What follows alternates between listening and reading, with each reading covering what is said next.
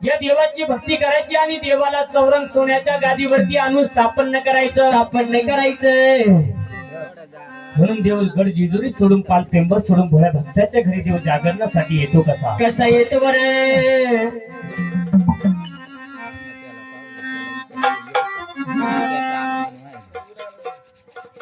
नांदेदेव हरी ग गड जेजुरीचा राजा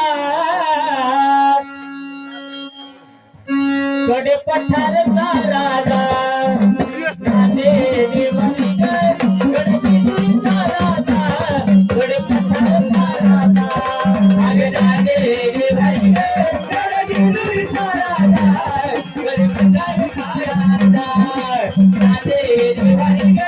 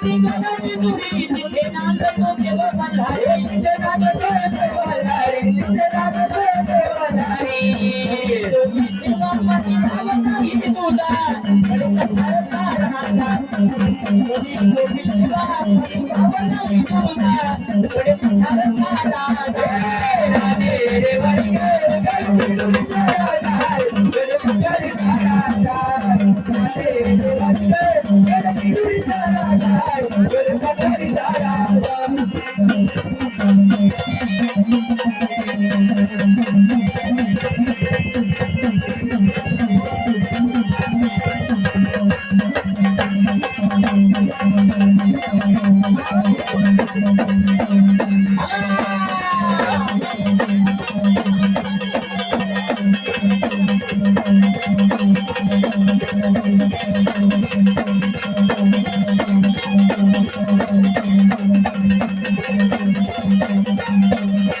Thank you.